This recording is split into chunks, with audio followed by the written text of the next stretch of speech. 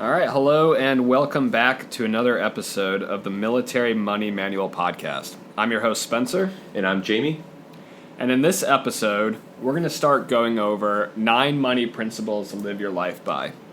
These are 9 principles that, after reading nearly every single personal finance and investing book I could get my hands on, these 9 principles are the summary of all those books. Of all that research and All that time spent. Exactly.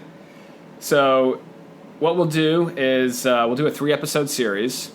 And if you want to get into all of these principles in depth, the best place to do that is the book that's coming out, The Military Money Manual. And that should be coming out soon. We're recording this in 2021. And it should be out in August of 2021. Yeah, that'll be great. Where can they find that book again when it's out? The easiest place is going to be militarymoneymanual.com. We'll have a link right there on the homepage, and or militarymoneymanual.com/book. We'll also get you there, and that's also going to be on Amazon, Audible, and basically anywhere you can find an ebook or a paperback or hardcover. Awesome. So let's dive into the 9 commandments, if you will, of personal finance that you've kind of summarized for us in an easy way. So we're going to talk about the first 3 today only, and then we'll go 3 at a time over the next 3 episodes.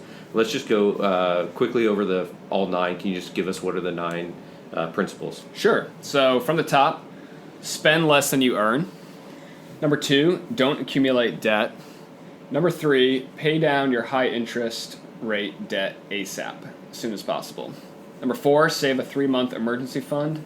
Number 5, maximize your tax advantage retirement contributions. Number 6, remember that your savings rate beats your investment return. Number 7, keep your investments automatic, simple, low cost, and diversified. Number 8, spend your money on what matters to you. And number 9, buy income producing assets, not liabilities. And like you were saying, that's the 9. And in this episode, in the next 2 episodes, we'll take them 3 at a time. So in this episode, we're going to focus on spend less than you earn, don't accumulate debt, and pay down your high interest rate debt ASAP. Yeah, so those seem like kind of basic principles to some, and so some of the listeners may be at a more advanced spot in their personal finance journey than that. But what we've found, and I would say, I guess what I found, I think you would probably say similar experience, is that you never know what blind spots you might be missing. You might, even if you're major or a E8 and you've been in the military a long time and you have a lot of money saved up, there might be still something you could do to achieve a little bit more. So don't write this off if you're more advanced as just like this is something for an 18-year-old to listen to, because there may still be goodness for you there. Yeah, definitely. I mean, I think the spend less than you earn, I mean, that applies at all income levels, right? Because even you have a doctor, or right? actor. You have pro athletes making millions of dollars a year, but they spend multi-million dollars a year, and at the end of their career, they have no money because they spent it all. Exactly, or they assume that their income's always going to be the same, right? And don't put any aside, right? So let's talk about that in depth now. Spend less than you earn. So if you spend exactly what you earn, then you're not going to be saving anything. If you spend more than you earn, it's pretty hard to keep that going, other than in modern financial system we have debt, right? So you can borrow money at various interest rates. Credit cards are usually astronomical, 20 or 30%. A lot of military service members used to get into payday loans, which obviously again have terrible rates. Rates at which you can borrow money. I think a lot of that has hopefully gone by the wayside. There's been a lot of laws like the Military Lending Act, the MLA, that has tried to protect military service members and cap the rates at 36%. But I think a lot of that is still out. I mean, 36% is insane. It's right? still even a regular Amex card or Chase card at 19-20%, right? 28%. If you're carrying debt on that, it's going to be very, very hard to get ahead. Right. So when you say spend less than you earn, do people should they be thinking of that as a weekly, bi-weekly, monthly, yearly goal? How do we put that into a tangible time frame where they can take action on that? Right. So I think for myself, I think what I used to focus on, especially in the beginning of my personal finance journey, was just getting ahead on a per paycheck basis, right? So it used to, when I first came into the military and I was a young lieutenant, I would essentially pay all my bills with one paycheck, and then I'd have only a few $100s to make it to the next paycheck. And then again, I get to that paycheck, and I'd have more bills to pay, and I was barely saving anything other than paying off my student loans and just paying my bills. Yeah. So I guess you could look at that as like we get paid on the 1st and 15th of the month, right? So twice a month, essentially all my accounts balanced out. I was spending less than I was earning, but just barely. Right. And so now, as my income has grown, as I've promoted through the military, I would say that it's more of a annual thing, right? Like I just kind of set a savings rate, and I know that if I'm saving 20, 30, 40%, at the end of the year, it doesn't really matter if I spent the other 60% that I had left over, I'm still saving 40%, right? Yeah. So, I think there's definitely a person that's right for it and a time and place for it, but yes, not definitely. at the beginning for most people. Yeah. They probably need a more detailed budget, whether it's an app or Mint. I personally use YNAB. You Need a Budget, YNAB. Is a really good one. Actually, one of our old coworkers' brothers runs that. Yeah, that's right. Which is really cool. Random connection, but John Meekum? Yeah. So, but if you're actually like looking at where is all my money going and you don't know, you need to start with writing down all your expenses and actually seeing what's going out of your bank account. You may be getting charged fees by your bank that you're not aware of. $5, $10, $20 a month really adds up. You have, annual bill or monthly bill for Netflix and for HBO Max and for Hulu and for Spotify.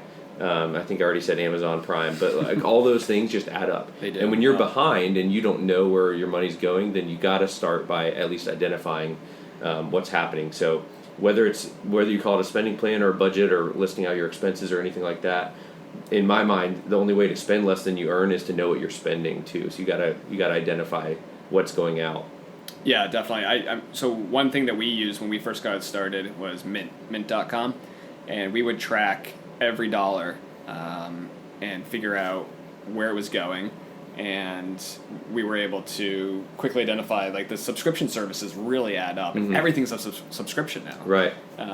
So it's both a positive because for $15 a month you can get access to every single song in the world on Spotify, but like you said, everything's a subscription service, so you have 10 subscriptions, all of a sudden it's $150 a month going out of your pocket, and that's not going towards your goals. Now, right. if you are covering your goals and you're like, you know what, I'm getting happiness and joy from spending $150 a month on subscription services, then by all means do it. But if you don't know, and if you're like, man, I can never get ahead, I'm still in debt, why is it taking me so long to pay off this debt? Once you audit essentially yourself mm-hmm. by using YNAB or using Mint and figure out, oh man, like I have all these subscription services, maybe I can trim one or two of them and send that money to a debt repayment, and then you're out of debt that much faster. Yeah, and what I would add too is it's all it's a temporary sacrifice or change in your quality of life or lifestyle. In reality, cutting Netflix or Spotify for 6 months or 18 months isn't going to change anything in your life. That's true. Like, you're going to be okay. But if you cut some of your subscriptions and it helps you get out of debt a month faster, that will change your life. That's right, yeah. I mean, we're at the point now where we're on our journey towards financial independence or financial freedom. And if there's a subscription service that we want, we'll sign up for a month or two to watch, whatever new shows on HBO, and then we'll cancel it. They're pretty convenient for that. You just have to remember to cancel them and not just let them keep turning over. For sure. But that was one sacrifice that we made very early on in our journey to make sure that we prioritize our debt repayment. And now that we've done that and we've knocked that out, and we have a great savings rate, and we have a lot more income to be frank. It's a lot easier for us to add those subscription services back in. Yeah, exactly. And You'd be surprised by the amount of. There's statistics out there about the number of people that are losing insane amounts of money on their Amazon Prime membership, for example. So you think like, oh, it's really convenient to have free shipping and fast shipping, but most people aren't actually getting that much out of it. Or if you want free shipping or fast shipping, you just pay for it for that period. The other side of this I want to just touch on briefly is, other than spending, what about the earning? So what kind of tips or what have you seen people do to maybe earn more?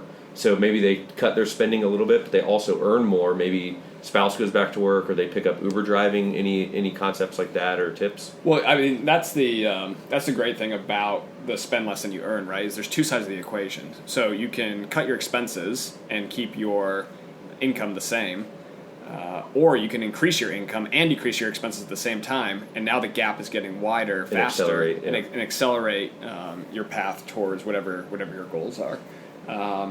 I mean, for myself personally, I started the website a couple of years ago. It didn't make any money for years and years.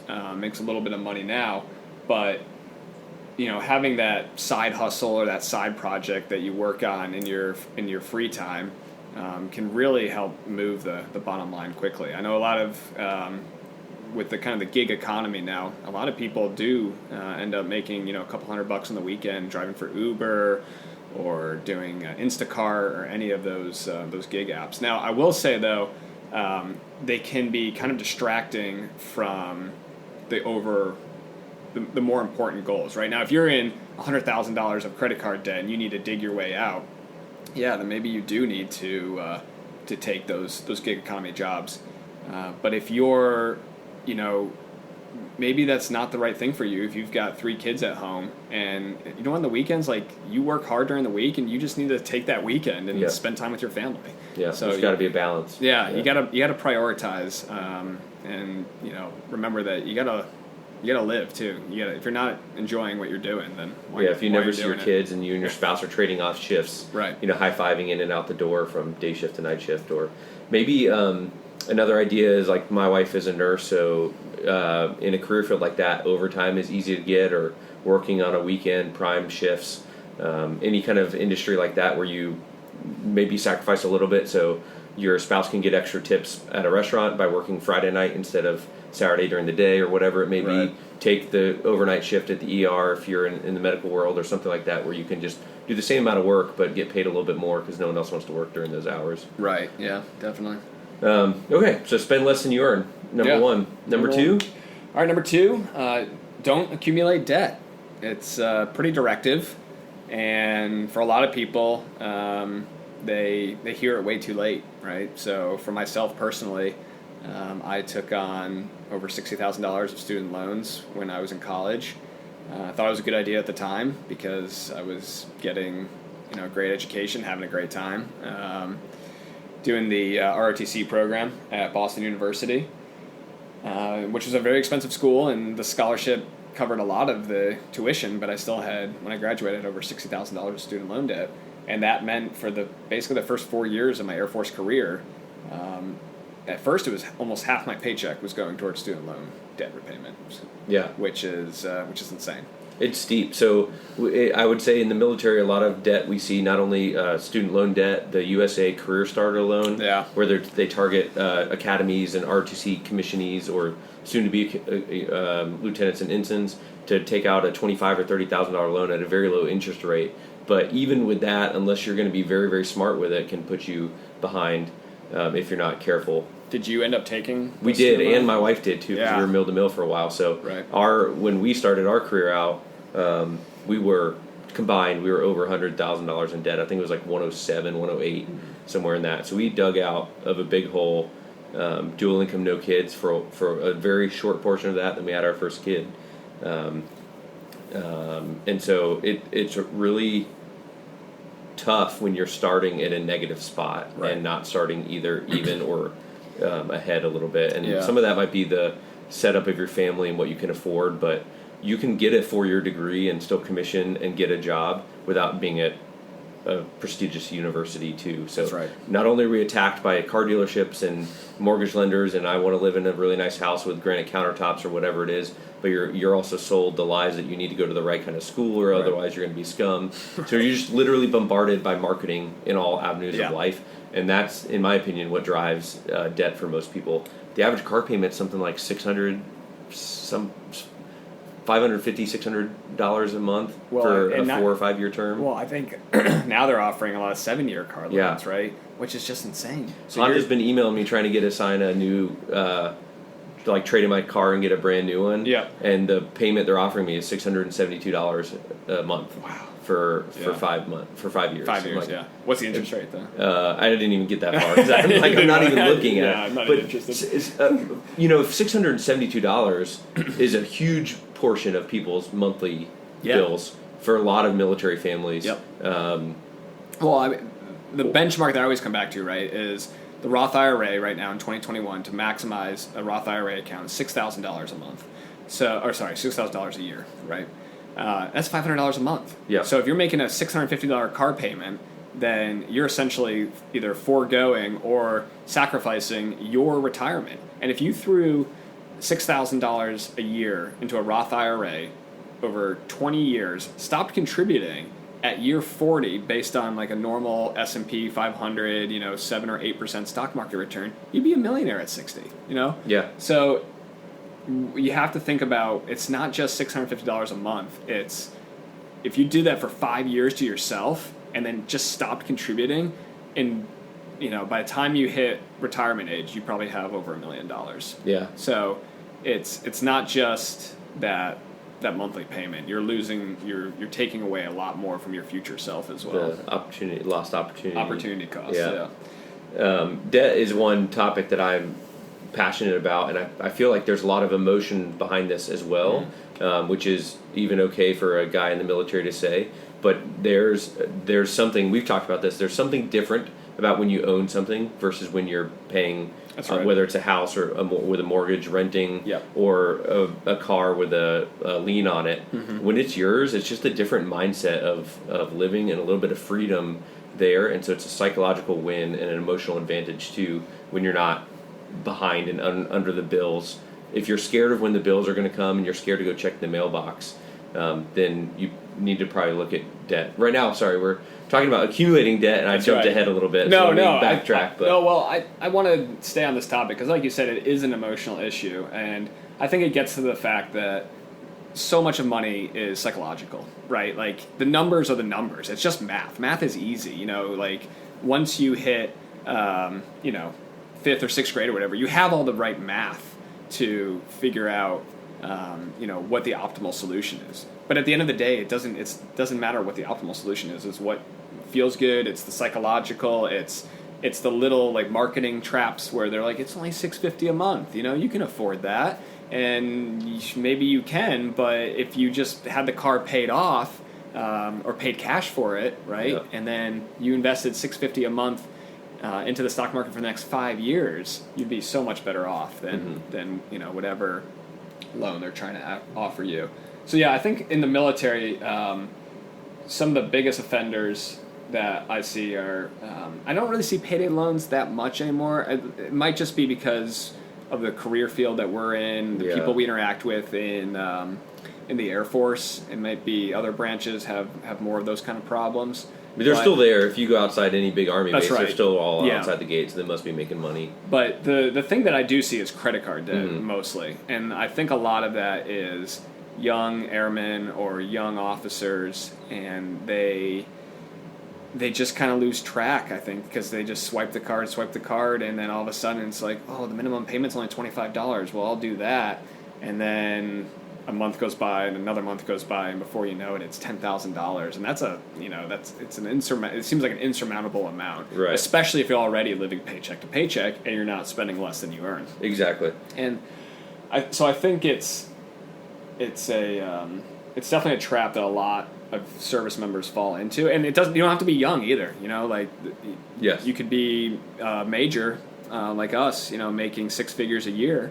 And before you know it, a couple of credit cards, trying to make some minimum spends, and all of a sudden maybe you back yourself into a corner where you have to cut back for the next couple months to pay the card off. Yeah, I think a lot of the credit card issue comes up with like a keeping up with the Joneses mentality of, hey, I'm new to the unit, everyone else has an Amex Platinum, so I should get an Amex Platinum or whatever it is. Which there's hopefully a time where that'll be a great card for you.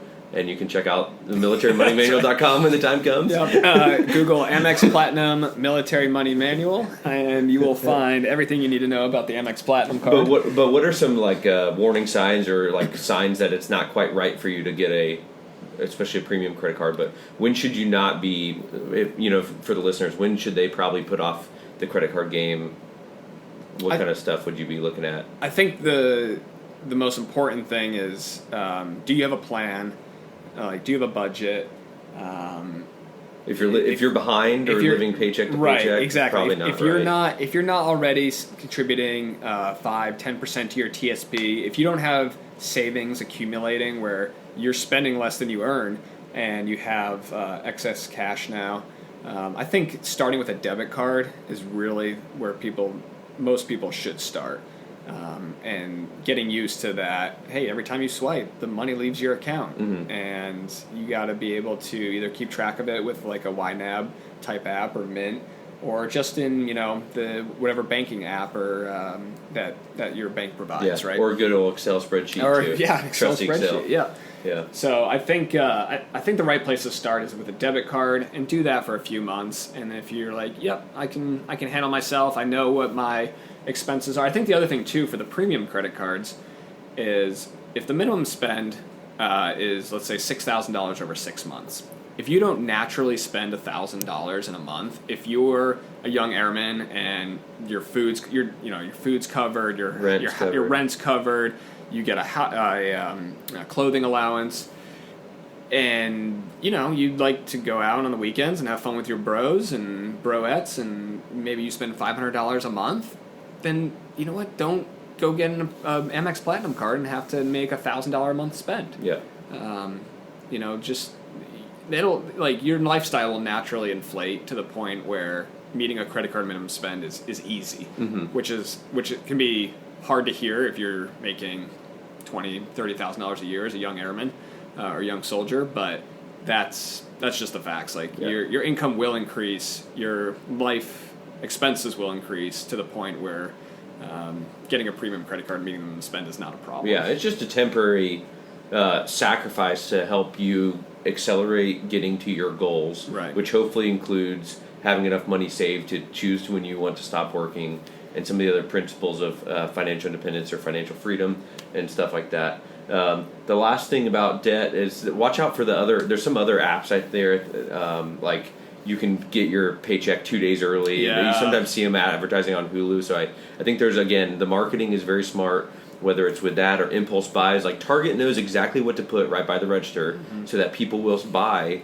something that's marked up 300%. Like all of this is very intentional and very smart from a business standpoint. And the customers, are at the losing end of this. You're never going to beat a company like Target or McDonald's at their marketing game. They're too big and too smart. And if you think you're winning against Amex or Chase, there's a very small percentage of people that do, and you might not be in it. So just be careful with that. Yeah, I think the big thing to remember with that is, I know when I first started my personal finance journey, I was trying to get away from living paycheck to paycheck. I treated every dollar as if it was mine, and everybody else was clamoring to get my dollars, and I had to hold on to them as tight as I could. That mentality did not serve me later in life when my income increased, but I think initially it is a good blueprint, a good mindset to have, where hey, you have very scarce resources. You need to be very intentional with how you spend them. So buying that Bang or that Monster energy drink when you're at the shopette, if you don't need it, don't. I mean, honestly, if you do that every day. Or cigarettes. You know, I see people smoking cigarettes, and I'm like, man, you better be a millionaire, because those are expensive. Yeah, and they keep raising the prices more and more. They do. So I encourage, if you want to be wealthy, right? If you want to get ahead, then sometimes you got to make sacrifices. And honestly, a lot of those sacrifices are probably going to end up being good for not only your wealth but your health as well. Correct. So. Yeah, so and again, this is all to help you with your goals. But if your goal, if you think that the only way to go through life is to work to your 65 or 70 and just, work forever, you do 30 years in the military and then go straight to a GS job for another 20 or 30 years, there's so much more to life than that. And we hope over the series of podcasts and on the website blogs and through the book that's coming out soon to convince you that there is another alternative out there. and you can control when to stop working, and you can control where your money goes. Oh, yeah. And things like that. So Absolutely. don't just accept that that's the way the culture says that you retire when you're 62 or whatever. There's other options. Well, I just learned for the first time the other day that you could work for 30 years of your life and your Social Security payments are like indexed to the poverty line. So you're making, like, when you retire at 62 or whatever, your Social Security payments might only be $15,000 a year, which was I thought there was like some kind of like fixed minimum to it, but no, like if you didn't contribute, yeah, then you miss out on a big chunk of Social Security there. Whereas if you make six figures for 30 years, when you retire, your Social Security payments could be $4,000 a month. So there's definitely, you can't just, in the military, we kind of, a lot of people rely on the government to take care of them, and you have to be looking out for yourself. Yeah. If Plan A is Social Security and your VA disability check, like, you might want to start doing some more research on how to set yourself up, take control of your own life and your finances. I could talk about this stuff all day, especially these couple. So we talked about spending less than you make. We talked about not accumulating debt. But what happens if someone is already in debt? And that is takes us to topic number 3. Yep. So pay down your high interest rate debt ASAP, as soon as possible. So first of all, what is high interest rate debt? The Service Member Civil Relief Act, or SCRA, was a law that Congress passed that fixed any debt acquired before entering active duty at 6%. So I kind of use that as a benchmark. You'll see some people, say like 3%, 4%, 5%, anything that's over that. So like the USA Career Starter loan, I think for service academies it's like 0.75%. So that's extremely low debt. You could potentially get away with just paying that off over the 5-year plan and not super prioritizing that, and instead prioritizing investing, right? Because you're probably going to make a better return than 0.75%. But if you have any debt over 6%, especially if you accumulated it before active duty, first of all, you need to talk to your lender about getting SCRA benefits applied to that debt so it can be reduced to 6%. But so now that we talked about what is high interest rate, let's say that you do have debt, whether it's student loans. I think mine was, like I said, $60,000, and then the interest rate was about 4%. So, for me, it wasn't again, it's math, right? Like, you can do the math. Will I make an 8% return on the stock market? Yes, probably. Does that beat a 4% return on repaying my student loan debt? Yes, but in my mind, I wanted to be debt free. Yeah. I wanted every dollar that I received from my paycheck, I wanted to decide what to do with it. So for my wife and I, it became a priority to pay down my student loan debt. And there's really 2 ways that I've found to pay down any kind of debt that you've accumulated. To like organize your accounts and figure out, Right. So there's the Dave Ramsey method, which is known as the debt snowball. And essentially what Dave is a pretty well-known financial guru, and he's built a whole media empire around essentially getting people out of debt. And helping people, put their lives back together. And both of us have used at least a portion of his principles to get out of debt and build our wealth. The Total Money Makeover was one of the first personal finance books I read. It was also the first personal finance book I read where I said, all this stuff is pretty easy. I could probably write my own book. But especially then, because you just repeat the same things over and over again. Exactly. Yeah. So what the debt snowball is you take, let's say you have 5 debts, right? And you basically just rank order them from the smallest amount. So if one's $100 to the largest amount, let's say one's $1,000 or $10,000, and you just pay the $100 one off first. Yeah. And once that's done, you keep your payments the same, and you just roll those payments into the next highest dollar amount debt. And what you get is that psychological boost of, oh man, I just, like, let's say I had a credit card, right, that had $100 on it. Once you pay that off, either lock that account, close that account, don't accumulate more debt, Yeah. and then move on to the next target. Yeah. And Dave likes to talk about, gazelle-like intensity about repaying the debt, and that's what you should honestly like. That's you gotta do it. And if you stay focused, I mean, you guys paid off what $107,000 in 4 years. I think it was closer to 2 years. I have to look back at that. I have my old budget Yeah. spreadsheets. I think it was something like 27 months. Yeah. It was very, very gazelle intense, if you will. Yep. We went full disclosure. We went full Dave Ramsey snowball method, and if you're looking at it from the opposite viewpoint of, well, it doesn't make sense to organize them that way, he says don't think of it as a math problem, because if math could get you out, then you wouldn't be in debt already. Right. So it's a behavior problem, and that's where, like Spencer was saying, the psychological benefit of paying off that debt and seeing like, oh, I can do this. You pay off one loan that's $700 on one credit card balance, and you start to get that mental victory of I can make progress and start to pay off debt, and then the momentum and the emotional and psychological benefits kick in. Yeah, and what I noticed too was as you get closer to the finish line, you get More intense. More intense. Where so when we paid we sold a house after our first duty station, and we had $40,000 cash, and it would have been it was so tempting to just throw it in the stock market, invest it. Max out our Roth IRAs, which I think we ended up doing that. But we also I had $20,000 left of student loans. And that was, it was the obvious choice, right? Like, we were like, let's be done. Yeah. And so I wired them the money, and they sent me the letter, a couple days later saying, you're done. And it was one of the greatest feelings. And to be done with it. And now, every single dollar that we got after that, we got to decide what to do with it. Yeah, it's a really nice benefit when you decide where your paycheck goes, and you say, at one point we had a car loan, and it was, I want to say $450 a month, and knowing that had to go out first, and then everything else I could choose sucks. Right. But then when we could choose, like, oh, now I have $450, and I can go through my goals. So yeah. So I'm really biased towards the debt snowball. Yeah. Full disclosure. Yeah. I think there's a lot of goodness in there, and it helps a lot of people that have.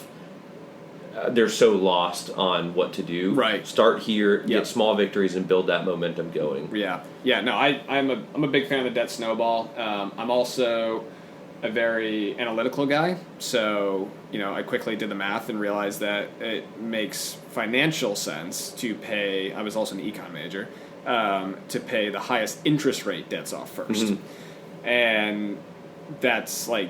I didn't need the psychological victory, and also a lot of my loans were about the same dollar amount, $10,000, $20,000, where like it would be a long time until I got that psychological boost of paying it off. So for myself, I use the debt avalanche method, and it's essentially the same principle as the debt snowball, except instead of rank ordering the debts from smallest amount to largest amount, you rank them from highest interest rate to lowest interest rate. And if you do the math, it's mathematically optimal to, if you have a 30% loan, to make payments on that first, because essentially you're buying yourself a 30% return if you pay that off early versus a 6% loan. You should prioritize the 30% loan. Yeah. The problem becomes is the 30% loan is $10,000 and the other loan is a couple $100, then it's tough to feel progress. Exactly, but you can mix and match too, right? So as you create the budget plan, as you marshal your resources to attack this debt problem, you might realize like, oh, if I just switch fire here for a couple months, I can knock out this $700 credit card, close that account, or just freeze the account, and then I can pivot back to my high interest rate debt, and at the end of the day, you'll still end up debt free about the same point in time. Yeah, and I think it mathematically. In most cases, you'll come out ahead organizing by interest rate. Yeah. But I think in most cases it will also be a very small difference. Yes. It's not going to change your life. It's not a couple $100, maybe $1,000 total. Right. In the difference of interest. That's right. So one of the things that you talk about in the book is like these are kind of the two options, two of the main techniques. Pick one and do something. Yeah, exactly. Which apparently is becoming my catchphrase. Yeah, but, do something. Just get out of debt as soon as possible, no matter which way you do. If you organize it and you can bounce back and forth, like I said, I'm biased Yeah. towards the debt snowball, but math is not going to get you out of debt because your behavior is what got you into debt. And that's one of the things that Dave Ramsey talks about a lot.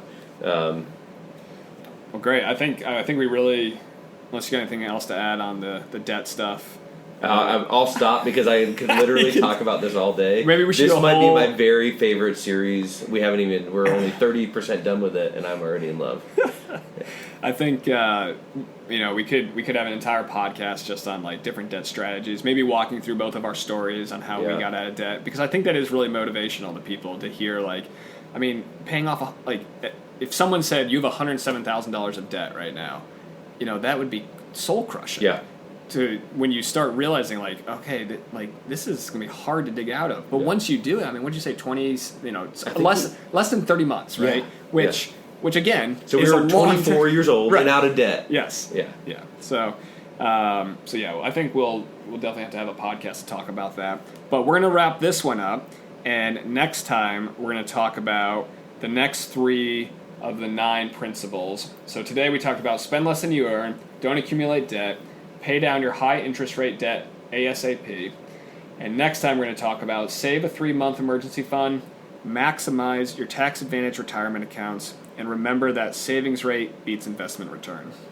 So until next time, do something, whether it's the debt avalanche, debt snowball, but don't spend more than you earn, don't accumulate debt, and knock out that debt ASAP. Make sure you check out militarymoneymanual.com and the Military Money Manual, A Practical Guide to Financial Freedom, a new book coming out August 2021, and you can find more details on Amazon or militarymoneymanual.com/book.